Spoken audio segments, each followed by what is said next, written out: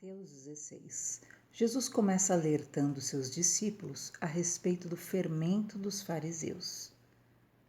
Aqueles que estavam ali sendo alimentados pelo próprio Deus em carne são alertados por Jesus. Olha, cuidado, porque a palavra... Quem eram os fariseus? Os fariseus eram uma seita religiosa, judaica. Eles eram conhecedores das escrituras da Torá. No entanto, Jesus fala para alertar sobre os religiosos. E isso é muito sério. Naquele momento, os discípulos ouvindo a palavra, eles nem compreendem que, na verdade, o fermento se tratava de palavras que eram lançadas, pequenas palavrinhas, pequenos ensinos, pequenos contestamentos a respeito do verdadeiro ensino de Jesus, da fé deles, que iria o quê? Gerar neles dúvidas, incertezas, e esse é um cuidado muito importante, porque o fermento, ele é lançado na massa do pão e ele faz o quê? A massa inchar. Então, há palavras da religiosidade, de religiosos, de pessoas até com aparência de bem, mas que na verdade não têm um intuito sincero de amor, conforme a vontade de Deus para a sua vida, são lançadas no teu espírito, na tua alma e acabam gerando transtornos, te afastando da igreja, te afastando da palavra de Deus, te afastando daquilo que é a comunhão. Então, cuidado com o fermento dos fariseus. Enquanto Cristo falava sobre isso, Pedro, num ímpeto, após a conversa de quem era Jesus, Pedro então confessa que Jesus é o Filho de Deus.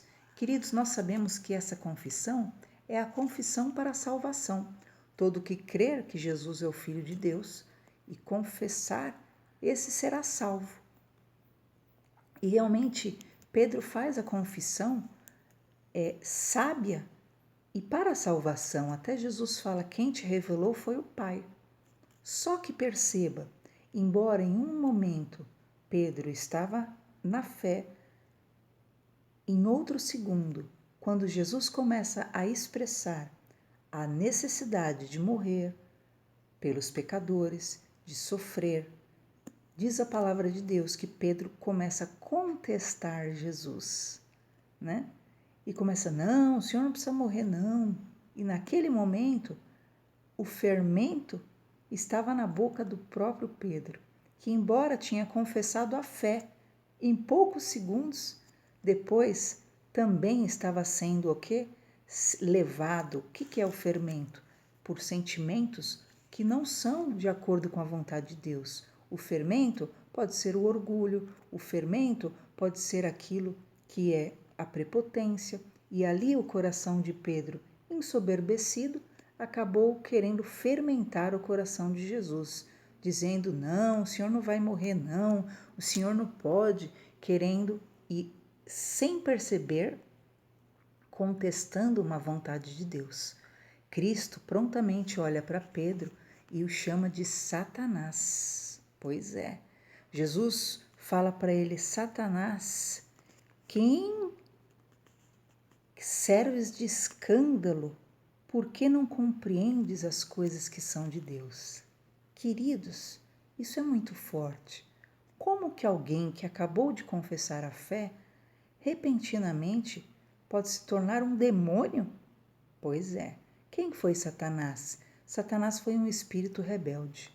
E toda vez que nós, servos do Senhor, nos portamos como um espírito rebelde, aquilo que é a vontade do Senhor para a nossa vida, nós estamos agindo como Satanás. É lamentável essa palavra, mas é a palavra de Deus. E Cristo o repreende como realmente um demônio e expele e ordena que ele realmente, não combata o caminho do Senhor. Então, não duvide do que o inferno, do que uma palavra com fermento é capaz de gerar no teu coração e trazer transtornos nas tuas atitudes. Se você perceber em você alguma arrogância, se você perceber em você algum sentimento mau, mágoa, falta de perdão, tristezas, sentimentos ruins, então cuidado com a sua fala.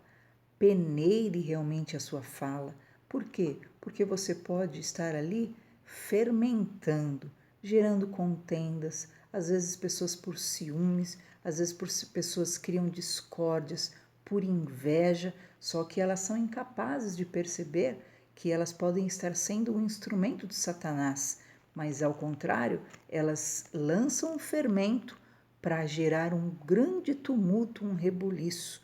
E eu alerto você dessa palavra, que é a palavra do Senhor. E Jesus fala: que adianta o homem ganhar o mundo inteiro e perder sua alma? E Jesus continua dizendo da importância de se manter na obediência àquilo que é a vontade do Senhor e ser um espírito humilde e ter um espírito que é realmente conivente e proposto a obedecer à voz de Deus, e não um espírito rebelde que se iguala a Satanás, que rebelou-se contra a vontade de Deus, porque era a vontade do Senhor que Cristo morresse naquela cruz. Então ele diz: quem quiser salvar sua vida, perdê-la-á. Então muitas vezes é necessário você perder aquilo que é, é o seu lucro, a sua alegria que você julga ter, mas para você ganhar a vida. Mas aquele que ganhar a vida, na verdade ele vai perdê-la. Porque às vezes você fala: eu quero desfrutar da minha vida. E você não vai desfrutá-la, porque o autor da vida é o Senhor teu Deus. Guarde essa palavra no seu espírito e cuidado com o fermento do fariseu.